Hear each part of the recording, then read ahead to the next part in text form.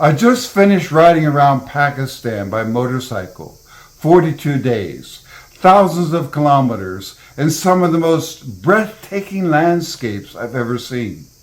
But what's moved me even more is the diversity of languages and cultures.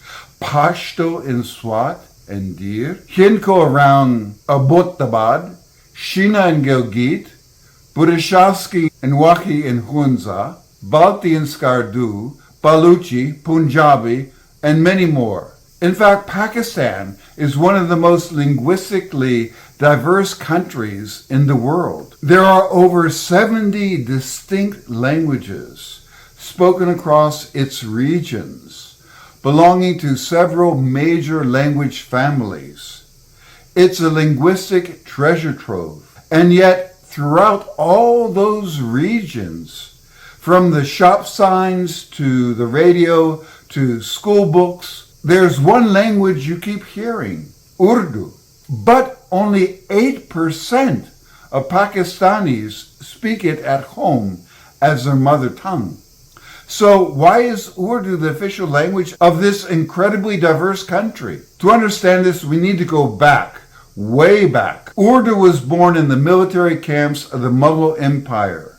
Soldiers and traders from different parts of the Islamic world, Persians, Turks, Arabs, and locals, needed a way to talk to each other. What emerged was a new language, part Persian, part Hindi, written in Arabic script and full of poetic charm. They call it Zaban-e-Urdu, the language of the camp. By the 1800s, it had become the language of the Muslim elites in northern India. In colonial times, Urdu wasn't just a language, it became a symbol. Sir Syed Ahmed Khan and the oligarch movement promoted Urdu as the language of Indian Muslims. When the British began recognizing Hindi in schools and courts, many Muslims felt that their identity was under threat. The Hindi-Urdu controversy of the late 19th century helped draw the lines of what would eventually become two nations. For many Muslims, Urdu became more than just a tongue. It became a flag, a symbol. As Urdu got more official patronage, it started to be seen as the language of governance and power in North India. This ironically led to conflict with the growing Hindi movement. The Hindi versus Urdu controversy morphed into a Hindu-Muslim conflict. Urdu were set up to preserve Urdu and project it as integral to Islamic identity in India. This politicization laid the seeds for Urdu to become a communal symbol. In the early 20th century, as independence from colonial rule approached, the Hindu-Muslim divide widened. Urdu came to be portrayed by Muslim leaders as the very basis of Muslim nationhood in India.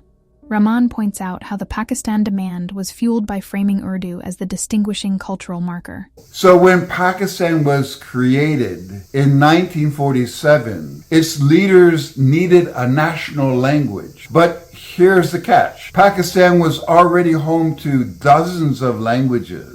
Punjabi, Sindhi, Pashto, Balochi, Saraiki, and more. Choosing any one of these would have favored one province over others. So the founding fathers, including Muhammad Ali Jinnah, chose Urdu. It wasn't tied to any single ethnic group in Pakistan. It had Islamic roots, pan-Muslim appeal, and a long literary tradition. In short, Urdu was seen as neutral and uniting. But that choice came with consequences. When East and West Pakistan were created, in East Pakistan, modern-day Bangladesh, people spoke Bengali. It was the language of the poets, politicians, and the street. When the government tried to make Urdu the sole national language, it ignited protests. In 1952, police opened fire on students in Dhaka. Several were killed. The Bengali language movement began. The Bengali language movement became a turning point.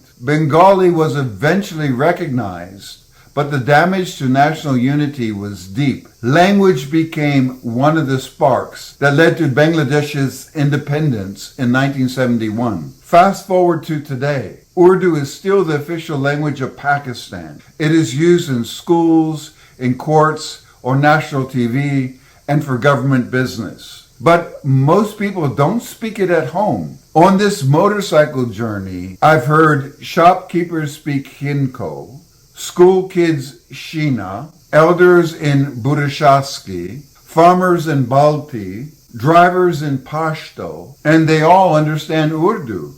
But it's not their first language. In fact, it's a second or third language for most. So here's the big question. Did Urdu unite Pakistan, or did it overshadow the country's rich local cultures? Some believe Urdu suppressed regional languages. Others argue it was essential for building a single national identity. And then there's English, still dominant in the courts, universities, and bureaucracy. In practice, Pakistan is a trilingual country. Regional language at home, Urdu in daily life, and English in elite spaces. As someone traveling by bike across Pakistan, eating in roadside dhabas and staying in small guest houses, and talking to everyday people, I had seen how powerful language really is. Urdu lets people from Hunza talk to people from Multan. I've learned basic phrases in so many languages on this journey. And every time, people light up when they hear their mother tongue. So maybe the real strength of Pakistan isn't choosing just one language. It is honoring them all. Urdu may be the official language, but Pakistan is far more than Urdu. It is a nation of voices, each one telling a different story in a different language. What do you think? Should Urdu remain the only official language? Or is it time to give local languages a bigger role? Tell me in the comments. And if you're passionate about languages, identity, and culture, don't forget to subscribe. Thank you for listening, and see you in the next video. If you would like to know more about my experience over the past 5 decades, learning and using more than 30 languages around the globe, with adventures in 101 countries so far, then please visit my website, polyglotdreams.com. There you will find my memoir, A Life in 30 Languages, translated in various languages and integrated with audio and dual readers to offer a great way to improve your target languages.